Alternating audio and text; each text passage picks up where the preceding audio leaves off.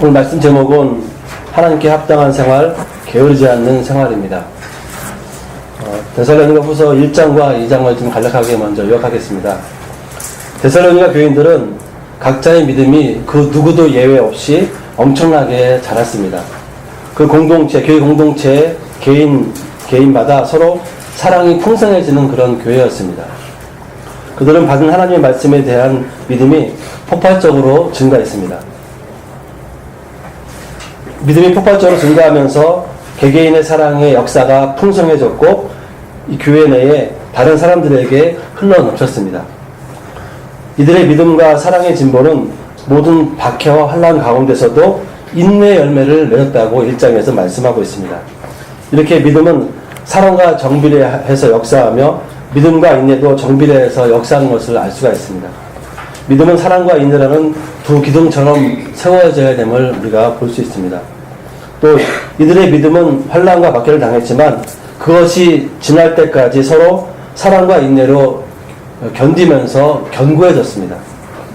이들이 박해와 환난을 받은 이유는 예수님 말씀처럼 의에 줄이고 의를 간절히 사모하였고 또 그러한 의를 지키기 위해서 박해를 받았고 의의 근원이 되시는 예수님을 지키기 위해 욕을 먹고 박해를 받고 거짓된 악한 말을 들었기 때문입니다.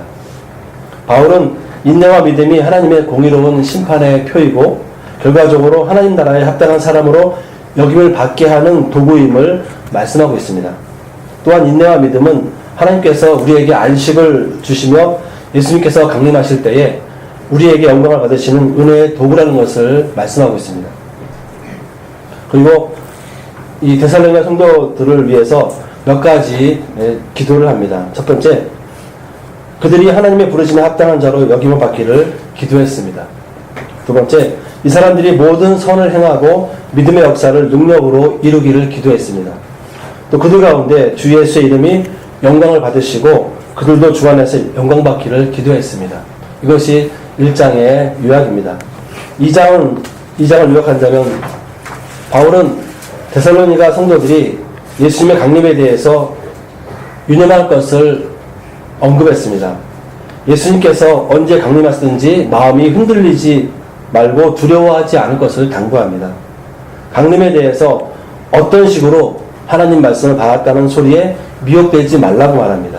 그러다 보면 생활이 무질서해지고 게을러지며 영적인 미혹을 받게 된다는 것입니다.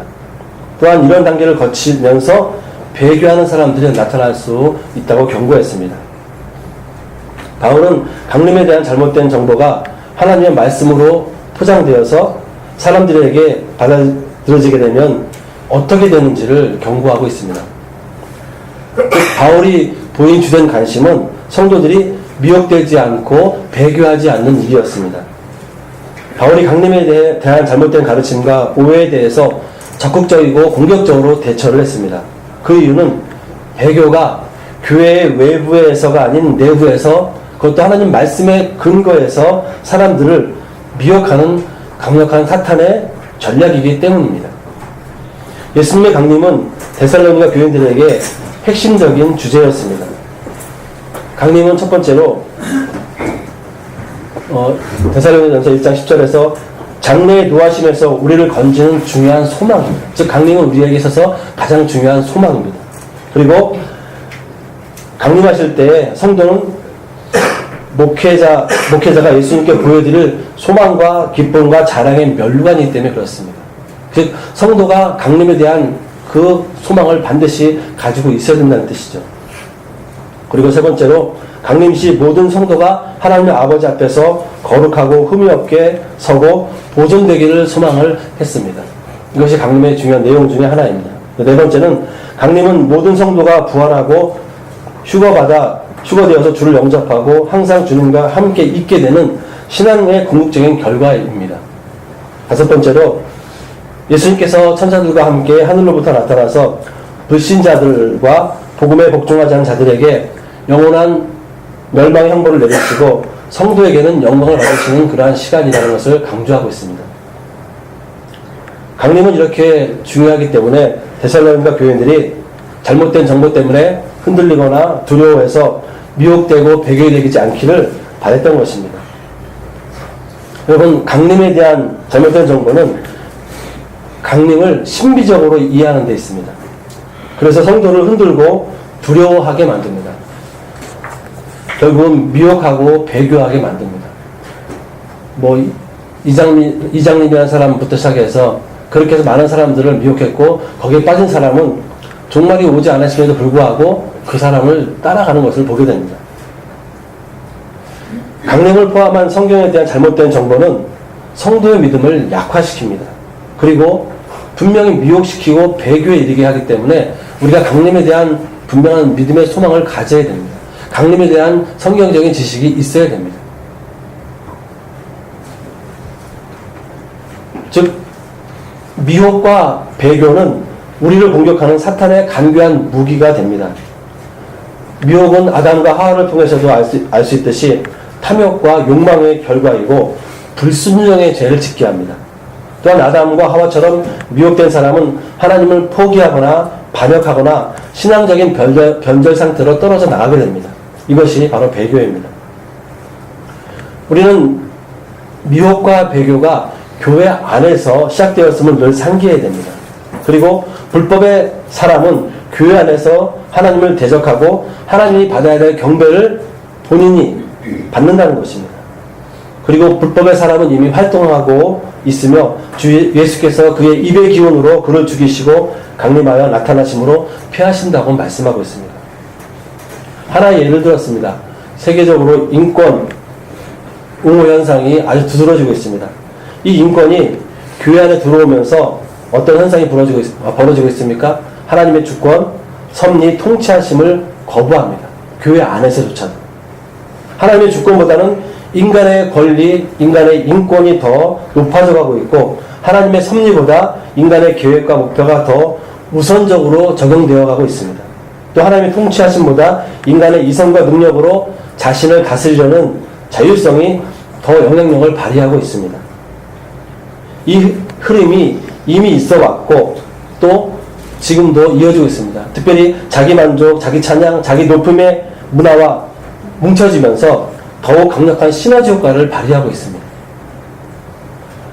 불법한 자는 사탄의 권세와 속임수를 가지고 활동을 합니다. 그만큼 강력하다는 거죠. 그 강력함을 가지고 무엇을 합니까? 하나님 말씀을 순종하는 사람들을 멀어지게 만드는 거죠. 하나님에게서 떨어지게 만든다는 것입니다. 즉 우리 안에 어떠한 죄가 있든지 간에 하나님에게서 떨어지게 만든다면은 그것은 분명히 미혹하고 배교하게 만드는 유혹일 것입니다. 꼭 무슨 뿔달린 귀신처럼 모양을 하고 와서 우리를 유혹해야만 그것이 미혹과 배교를 당할 것 같습니까? 그러지 않습니다. 하나님께서는 이렇게 많은 사람들을 미혹시키고 배혹시키는 것을 내버려 둡니다. 왜 그렇습니까? 그것은 심판날에 알곡과 측정회를 구분하기 위한 그러한 하나의 과정입니다. 하지만 미혹되거나 배교하지 않는 사람들에게는, 즉 우리 교인들에게는 위로와 소망의 말씀을 주셨습니다. 그들은 주님을 사랑하시는 자들이었고 처음부터 하나님께서 그들을 택하시고 부르시고 성령으로 거룩하게 하셨습니다. 진리를 믿어 구원받게 하셨습니다. 그리고 그들에게 우리 주 예수 그리스도의 영광을 얻게 하셨습니다. 지금 우리도 주 예수 그리스도의 영광을 얻는 그러한 삶을 우리가 살아야 되는 것을 말씀하고 있습니다. 본론으로 들어가기 전에 데살로니가전서 2장에서 보시게 되면 바울과 전도팀은 데살로니가 지역에서 복음을 전하여서 교회를 세우고 그들을 세우기 위해서 다양한 모습으로 섬기는 모습이 나와 있습니다. 데살로니가전서 2장을 보시게 되면 4절에서 이 사람들은 교인들을 섬기는 기본적인 목적이 하나님을 기쁘시게 하는 데 있었음을 알 수가 있습니다. 그리고 5절 보시게 되면 성도들을 대할 때 아첨하는 말이나 탐심의 탈을 쓰지 않고 사역을 했습니다. 그리고 6절을 보시게 되면 이 바울과 전도팀은 어느 누구에서든지 영광을 구하지 않았습니다. 즉 자기가 하나님 말씀을 전한다고 하면서 자기가 높임받지 않았고 자기가 뭔가 인정받는데 급급하지 않았다는 것입니다. 그리고 이 사람들은 유순한 유모처럼 성도를 양육하였습니다. 어머니의 마음이죠. 또 이 사람들은 성도들을 사모해서 복음과 목숨까지도 주기를 기뻐할 정도로 성도들을 사랑했습니다. 또 이 전도팀들은 성도들에게 물질적인 폐해를 끼치지 않으려고 밤낮으로 일하면서 복음을 전하였습니다. 그것이 9절의 말씀입니다. 또한 이 사람들은 성도들을 권면하고 위로하고 경계할 때에 마치 아버지가 하듯이 그렇게 했습니다. 데살로니가전서 2장에서 보시게 되면 목회자가 따라야 할 행동 강령을 잘 보여줍니다. 목회자는 첫 번째, 복음을 전하는 데 있어서 하나님을 기쁘시게 하는 분명한 목적이 있어야 됩니다. 성도가 믿음이 자라고 성도가 성장하고 또 교인 수가 많아지는 것도 하나님을 기쁘시게 하는 분명한 목적 가운데 있어야 되는 것입니다. 내가 성도들을 눌렸다는 그런 어떤 목회자의 표현들은 결코 바람직하지 않다는 거죠. 그 모든 것이 하나님을 기쁘시게 하는 과정임을 목회자는 인정하고 하나님께 감사와 영광을 돌려야겠죠. 행동력 두 번째는 복음을 자신의 이익을 위해서 이용해서는 안 됩니다. 많은 목회자들이 그럴 유혹에 빠질 수 있습니다. 물질 앞에, 명예 앞에, 권력 앞에, 성적인 문제 앞에 목회자의 그 명칭을 가지고 이용할 때가 있는 것을 우리는 보게 됩니다. 세 번째, 목회자는 성도들이 하나님께 돌려야 할 영광을 가로채지 않습니다. 목회자는 네 번째로 부모의 심정으로 성도를 출산하는 그런 고통을 감수하듯이 성도를 품어야 되고 또 양육하고 권면하고 위로하고 경계해서 세워야 됩니다. 목회자는 다섯 번째로 성도들에게서 물질적으로 정신적으로 잘못되고 비성경적인 폐해를 끼치지 않도록 조심해야 됩니다. 이런 자세는 목회자가 가져야 할 목회 윤리입니다. 그렇다면 목회자가 왜 이렇게 목회를 해야 됩니까? 이런 성경에 있는 기준을 가지고 왜 이렇게 목회해야 됩니까? 그 이유를 데살로니가전서 2장 12절에서 우리가 찾아봐야 됩니다. 데살로니가전서 2장 12절을 같이 읽어보겠습니다. 읽겠습니다. 이는 너희를 부르사 자기 나라와 영광에 이르게 하시는 하나님께 합당히 행하게 하려 합니다. 이 12절에서 목회자가 아까 언급했던 목회 윤리와 같은 목회를 왜 해야 하는지를 알 수가 있습니다. 무엇입니까? 하나님께서 성도들을 하나님 나라와 영광에 이르게 하시려고 부르셨기 때문에 그렇습니다. 즉, 이 부르심에 합당한 삶을 살도록 목회자는 세움을 받았습니다. 성도는 이 땅에서 이 하나님의 부르심에 합당한 생활을 해야 됩니다. 즉, 목회자는 성도가 하나님 나라와 영광에 이르게 하시려고 부르셨음을 알게 해야 되고 그 목적에 맞게 성도가 이 땅에서 하나님께 합당한 생활을 하도록 목회를 해야 됩니다. 영어로 설명하면 성도는 이 땅에서 살지만 하나님 나라와 영광에 이르게 하시려는 부르심에 합당한 삶을 살기 위해 목회자의 가르침을 받아야 된다는 것입니다. 그리고 이러한 목회 윤리의 근거에서 성도들도 해야 될 행동들이 있습니다. 첫 번째, 성도도 하나님을 기쁘시게 하려는 자세로 합당하게 살아야 됩니다. 하나님께 합당하게 살아야 됩니다. 그러니까 목회자의 눈치를 보고 뭔가 사람의 눈치를 보고 세상의 철학과 논리, 윤리의 눈치를 보면서 하나님이 원하시고 목표한 말을 따르지 못하는 그런 어리석음을 빠지지 말아야 된다는 것입니다. 저는 목회자들 중에서도 영적 학대라는 표현을 쓰는 것이 이상할지 모르겠지만 그렇게 교인들을 학대하듯이 사로잡고 강압적으로 목회하는 분들도 많이 봤습니다. 결코 그것은 바람직하지 않습니다. 그렇게 하다 보니까 성도들은 그 목회자에 매여가지고 바른 성경적인 삶을 살지 못하고 편협한 신앙생활을 하는 것을 많이 봅니다. 인격적인 부분뿐만 아니라 세상을 바라보는 눈까지도 좁아지고 그러다 보니까 사람들과의 관계가 깨지고 바로 세워지지 못하고 건강하게 살아가지 못하는 모습을 보았습니다. 그렇기 때문에 성도도 하나님을 기쁘시게 하는 자세로 하나님께 합당한 삶을 살도록 해야 됩니다. 두 번째, 성도도 복음 또는 믿음을 자신의 종교생활에 이용해서는 안 됩니다. 쉽게 표현하면 이 시간 예배드리고 나서 편안한 마음을 가졌으니까 그냥 집에 가면은 사회생활 할 때는 그냥 내 멋대로 살아도 된다는 그러한 종교생활을 해서는 안 된다는 것입니다. 세 번째, 성도도 자신에게 주신 모든 것을 가지고 하나님께 영광을 돌리며 살아야 됩니다. 여러분이 가지고 있는 시간, 생명, 재능, 모든 것을 가지고 하나님께 영광을 돌리며 살고 있습니까? 그것을 교회 안에서만 하려고 하니까 답이 안 나오죠. 여러분의 삶의 현장에서 하나님께 영광을 돌리고자 하는 삶을 살려고 한번 노력해 보십시오. 찾아보십시오. 왜 없겠습니까? 없다는 그것은 결코 성경적인 관점이 없는 사람이라고 밖에는 말할 수 없습니다. 네 번째, 성도도 육신의 자녀와 교회 안의 믿음의 자녀들을 부모의 심정으로 양육해야 됩니다. 그렇게 양육하되 권면과 위로와 경계로 교육하는 일을 해야 되는데 그것이 힘들고 고통이 따르더라도 동참을 해야 됩니다. 여기 젊은 청년들이 많이 있는데 여기 있는 어른들이 좀 이렇게 잔소리같이 말하게 되면 어떻습니까? 튕겨서 나가죠.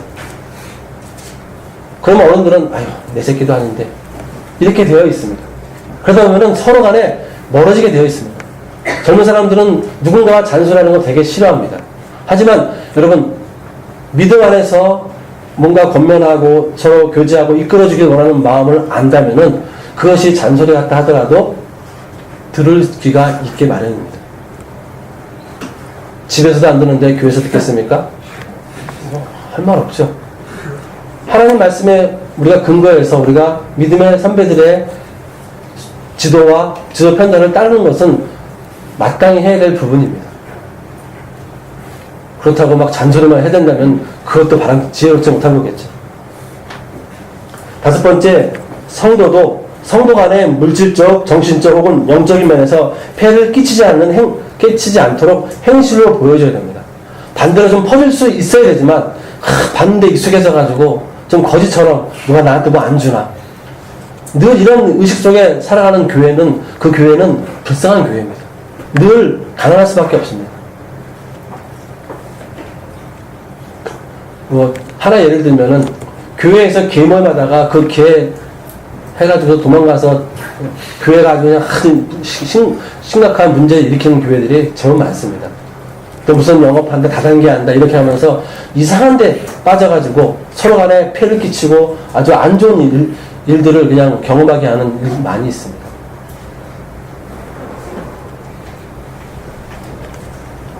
이처럼 바울과 전도팀은 성도들에게 성경적인 목회 윤리의 본을 먼저 보였습니다.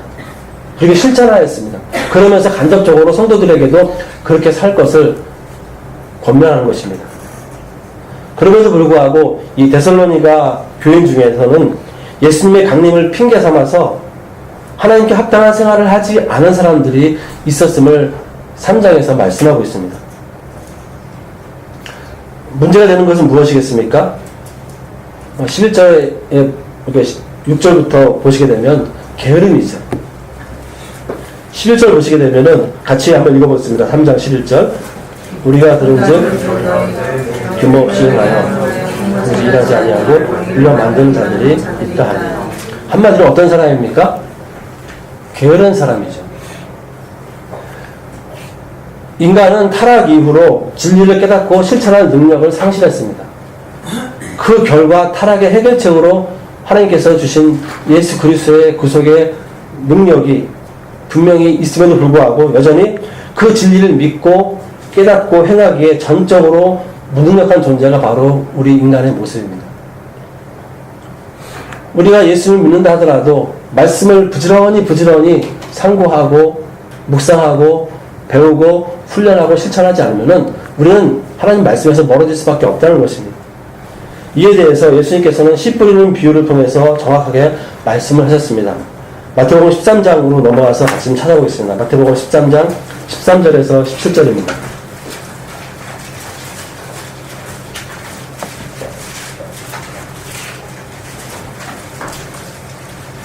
마태복음 13장 13절에서 17절 같이 읽겠습니다. 그러므로 내가 그들에게 말하는 것은 그들이 보아도 보지 못하며 들어도 듣지 못하며 깨닫지 못함이니라.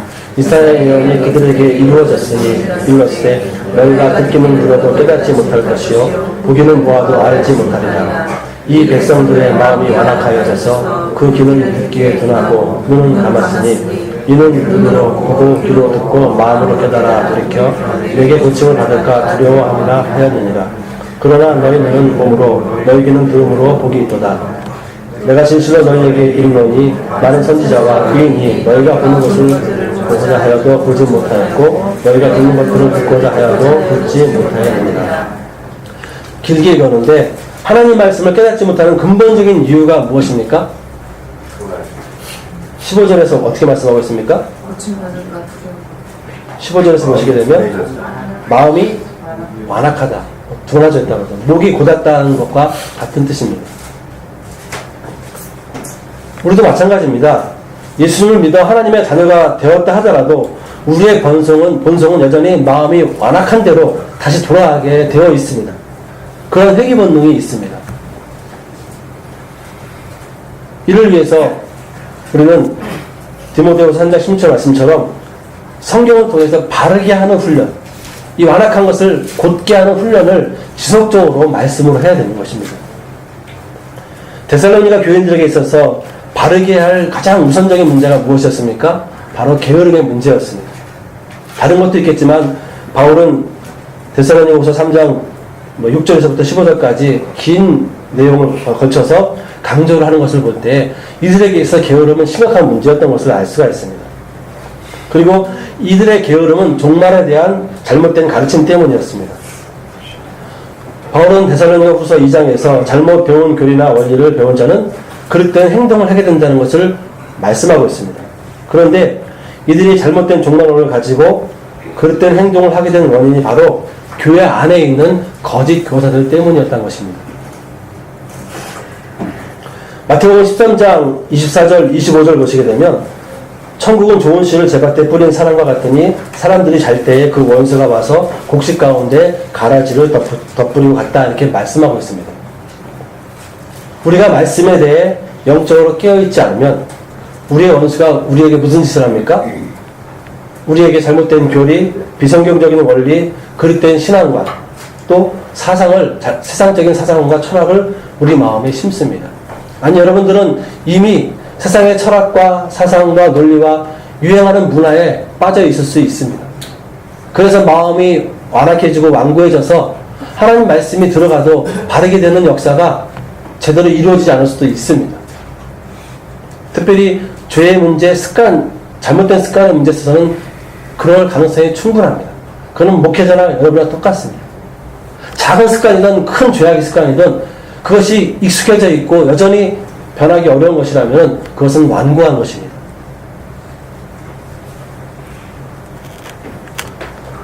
바울은 데살로니가후서 3장 1절부터 5절에서 성도들이 하나님께 합당한 생활을 살기를 권면하면서 먼저 기도로 시작합니다.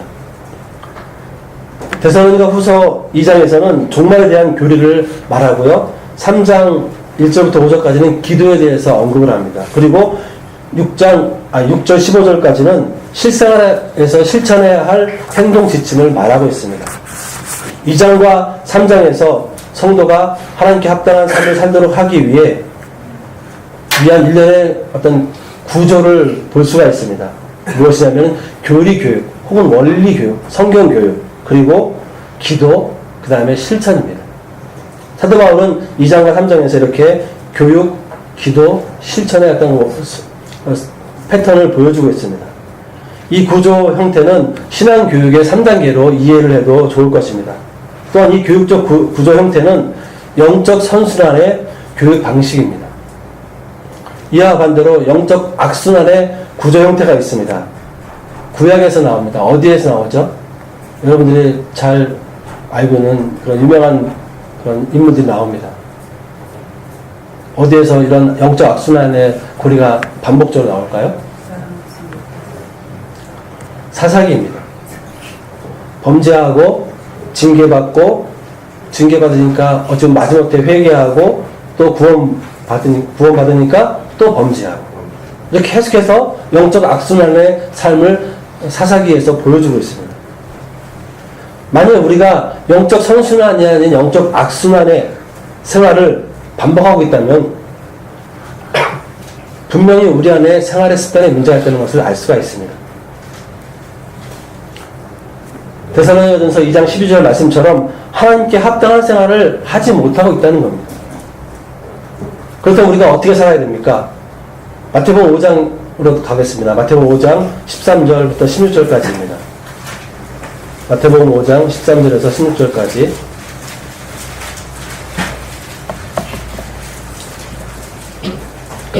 같이 읽겠습니다. 너희는 세상의 소금이니 소금이 만일 그 맛을 잃으면 무엇으로 짜게 하래요? 후에는 아무 쓸데없어 다만 밖에 버려져 사람에게 밟힐 뿐이니라. 너희는 세상의 빛이라. 산 위에 있는 동네가 숨겨지지 못할 것이요 사람이 등불을 켜서 말 앞에 두지 아니하고 등경 위에 두나니 이러므로 집안 모든 사람에게 비치느니라. 이같이 너희 빛이 사람 앞에 비치게 하여 그들은 너희 착한 행실을 보고 하늘에 계신 너희 아버지께 영광을 돌리게 하라. 예수님께서는 우리가 세상의 소금, 빛, 집안의 등불이라는 말씀하셨습니다.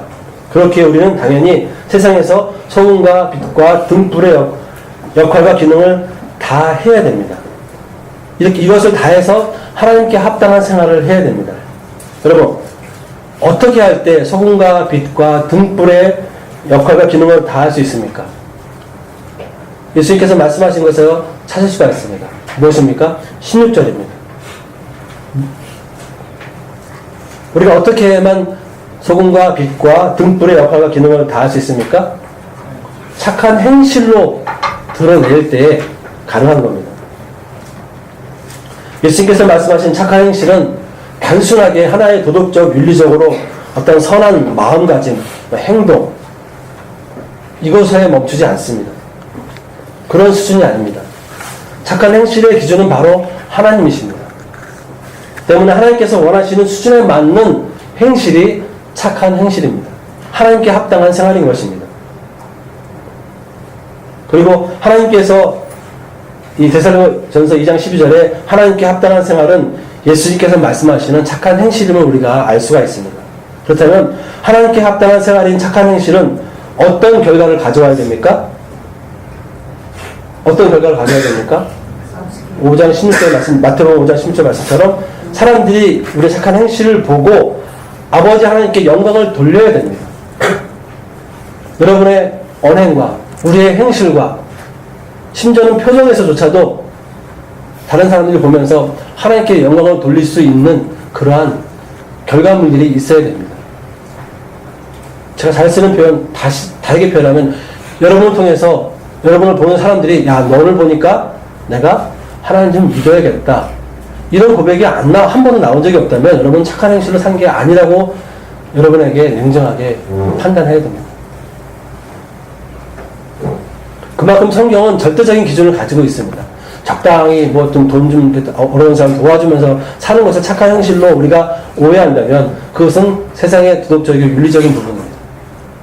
하지만 우리는 착한 행실의 기준이 하나님이시기 때문에 하나님께서 원하시는 착한 행실에까지 이르러야 됩니다.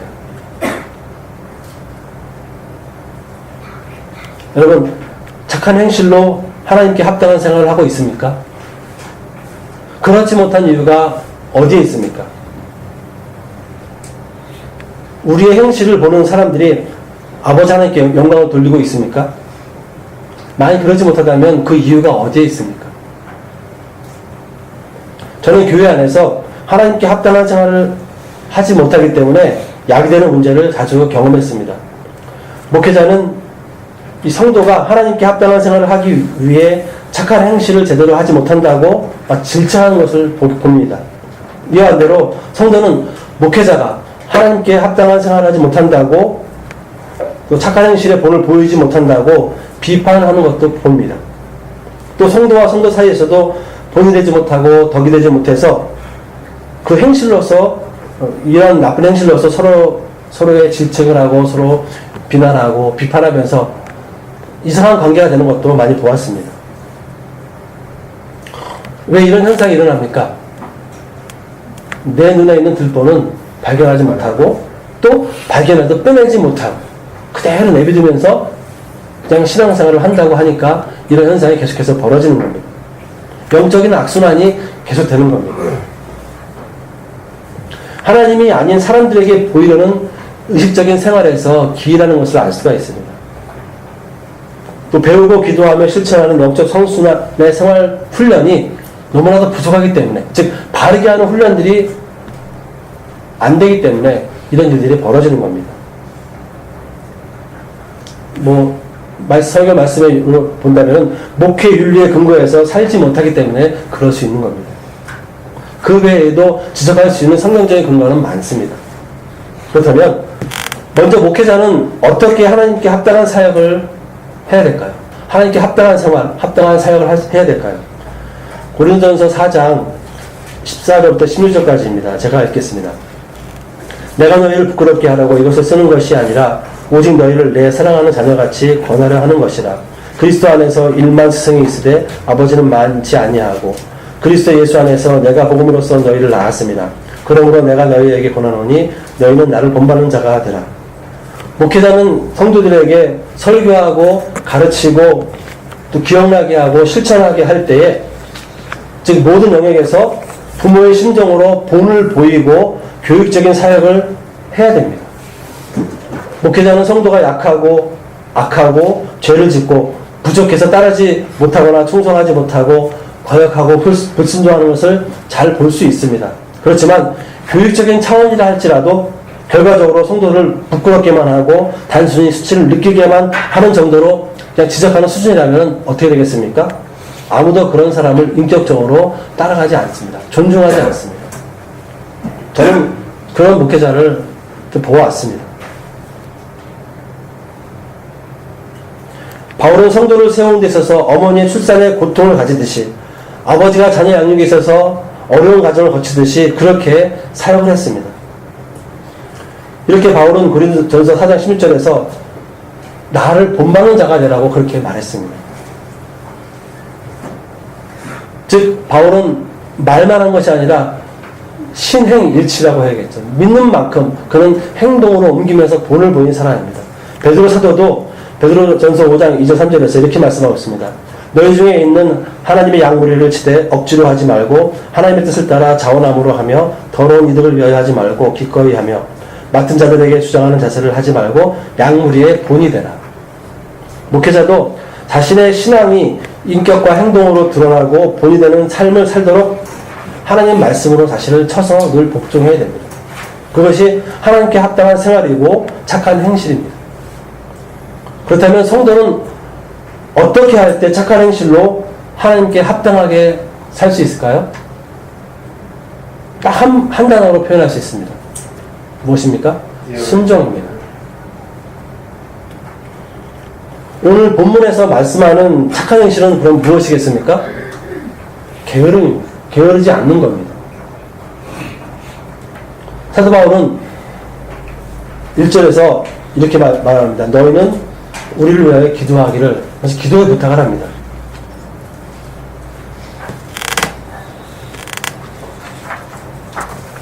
기도 요청을 분명히 하는 그 모습 속에서 바울은 기도의 중요성을 인식하고 또 서로를 위해서 기도할 것을 본을 보이면서 가르치고 있는 것을 알 수가 있습니다.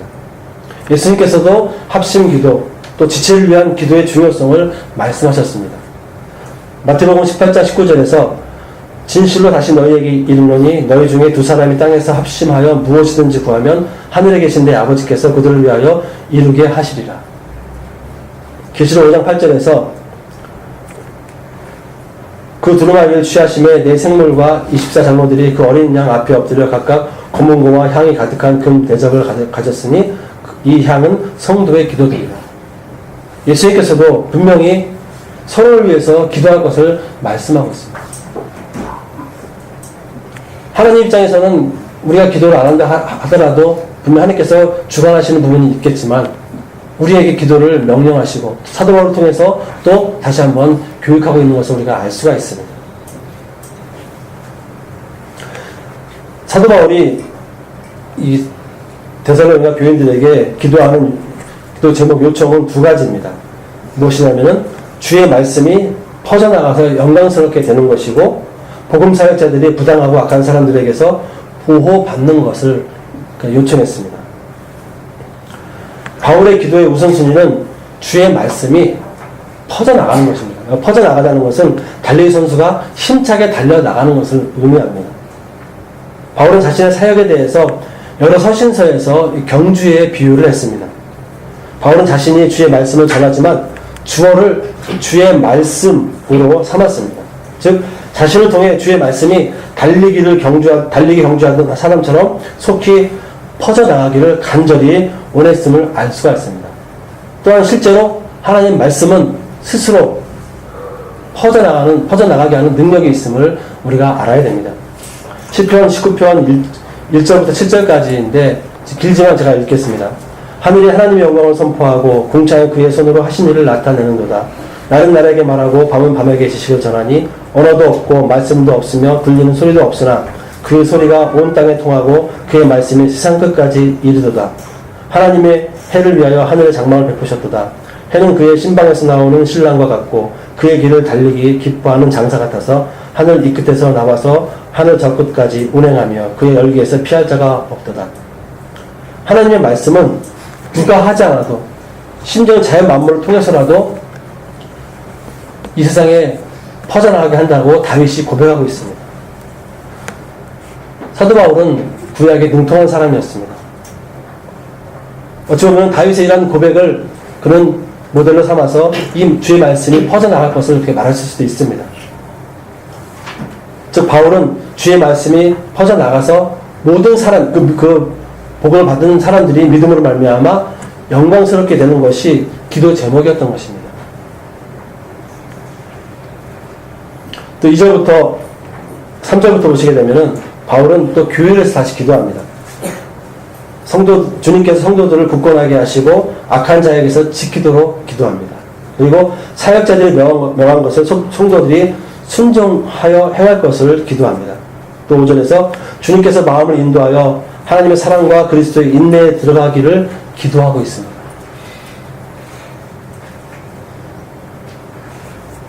목회자의 마음은 그렇습니다. 늘 목회자의 마음은 성도에게 향해 있는 것을 알 수가 있습니다. 단순히 성도가 그냥 잘 살고 잘 먹고 이 땅에서 무언가를 부귀영화를 누리는 것에 초점이 맞춰 있는 것이 아니라 이 땅에서 영원한 하나님 나라에 들어갈 것을 준비하는 그러한 삶을 살기를 기대하고 거기에 포커스를 맞추고 신앙교육을 시키는 것을 알 수가 있습니다. 5절 보시게 되면 주님께서 성도의 마음을 인도해서 하나님의 사랑과 그리스도의 인내에 들어가게 하시기를 기도했다고 되어 있습니다. 어찌 보면 비싼 아파트에 들어가고 또 좋은 빌라를 사고 뭐 별장을 사고 뭐 사업이 잘 되고 이런 내용은 사도 바울 혹은 복음서 신약의 모든 성경을 봐도 어찌 보면 찾을 수가 없을 것입니다. 그만큼 본질적인 것이 어디에 있는가를 우리가 찾아야 됩니다.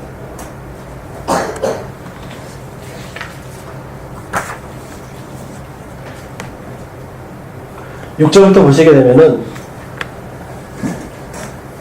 게으른 사람에 대한 성도들에 대한 경고가 있습니다. 6절 하반절 보시게 되면 이런 모든 사람에게서 떠나라 이렇게 말씀하고 있습니다. 떠나라는 것은 무엇이냐? 성도의 친밀한 교제에 완전한 단절을 의미하는 것은 아닙니다. 그 사람에게 그 게으름의 습관들을 영향받지 말라는 것이죠. 그리고 7절 보시게 되면 무질서하게 행하지 말 것을 말씀하고 있습니다. 무질서하게 행하다는 것은 무엇이냐면 군대 용어입니다. 어떠한 대열을 벗어나서 개별적인 행동하는 것을 뜻합니다. 그러니까 자기의 위치에 맞는 책임과 역할을 해야 되는데 이것은 무시하고 제멋대로 행동을 했다는 것입니다. 즉 자기에게 주어진 가정과 일터와 교회에서 책임과 역할을 다하지 못했다는 것입니다. 이것이 게으른 사람의 특징입니다. 여러분들이 학교에서, 직장에서, 가정에서는 자기의 역할과 책임을 다할 수 있을 것입니다. 하지만 교회에 오면은 쉬고 싶어 하는 사람이 있습니다. 분명히 뭔가 잘못된 거죠. 또 교회에서는 열심히 내는데 밖에 나가면은 그냥 하나님께서 알아서 해주시겠지 하면서 그냥 대충 살아가는 그런 사람도 있습니다. 이것도 분명히 바람직하지 않죠. 하나님께서는 교회만 우리에게 주신 것이 아니라 이 땅의 삶의 현장에서 살아가도록 하셨기 때문에 교회 아니건 바깥이건 어디에서든지 간에 자기에게 주어진 책임과 역할을 반드시 제대로 감당해야 됩니다. 즉 8절에서 말씀처럼 수고하고 애써 주야로 일을 해야 됩니다. 그래서 아무에게도 폐를 끼치지 않는 그러한 자업자, 그러니까 자기가 벌어서 또 그 가서 가지고 쓸 수 있는 사람이 되어야 되는 것입니다. 오히려 없고 힘든 사람을 도울 수 있는 그런 위치에까지 올라가야 됩니다. 그래서 9절 보시게 되면 어찌 보면은 사도 바울이 이렇게 열심히 일했던 것처럼 우리도 열심히 일하는 그런 모습을 다른 사람들에게 본을 보여야 됩니다. 여러분, 교회에서든 밖에서든 간에 문제되는 사람은 어떤 사람입니까? 11절에 보시게 되면 게으르게 행하여 일하지 아니하고 일만 만드는 거죠. 우리에게 있어서 혹시라도 일만 만드는 것이 있다면 그것은 하나님 앞에 내어놓아야 될 죄입니다. 반복적으로 12절에서 어떻게 말씀하고 있습니까? 좀 조용히 일해서 자기 양식을 먹을 수 있게 만들라는 겁니다. 여러분, 게으른 사람을 권면하는 게 쉬울까요? 어려울까요? 게으름에 익숙해져 있는 사람은 정말 좀 정상적이고 올바르고 규칙적인 생활을 하게 만드는 게 어렵습니다. 가장 대표적인 사람이 어떤 사람입니까? 노숙자들입니다. 그 사람들이 예전에 어떠한 일을 했든지 간에 상관이 없습니다. 한번 노숙자의 길로 들어서면은 그게 벗어나기가 그렇게 힘들다고 합니다. 익숙해져가지고 벗어나기를 힘쓰지 않는 거죠. 어쩌면 13절에서 형제들아 너희는 선을 행하다가 낙심치 마라. 적어도 예수 믿는 지체가 우리 교회 안에서 게으른 사람이 있다면 우리는 그 사람에 대해서만큼은 부지런해질 수 있도록 낙심치 않고 권면하고 이끌어줘야 할 책임이 있다는 것입니다. 14절 15절 보시게 되면 그 사람들을 어떻게 해야 됩니까? 왼수가 아닌 또 사랑하는 마음으로 형제같이 권면해야 된다는 겁니다.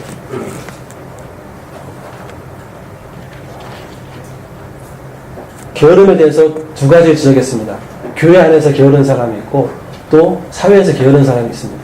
양쪽 다 게으르다면 좀 심각한 거고요. 여러분 보시기에 사회생활은 열심히 하는데 교회에서의 섬기고자 하는 그런 어떤 영역은 얼마나 큽니까? 반대로 교회에서는 뭔가 열심히 하는데 여러분 사회에서 여러분을 통해서 착한 행실을 통해서 하나님 아버지께 영광을 돌려야 될 사람들에게는 어떻게 하고 있습니까? 모든 면에서 게으르지 않도록 힘쓰시고 노력하는 우리 모두 될 수 있게 열심히 여러분 축복합니다. 기도하시겠습니다.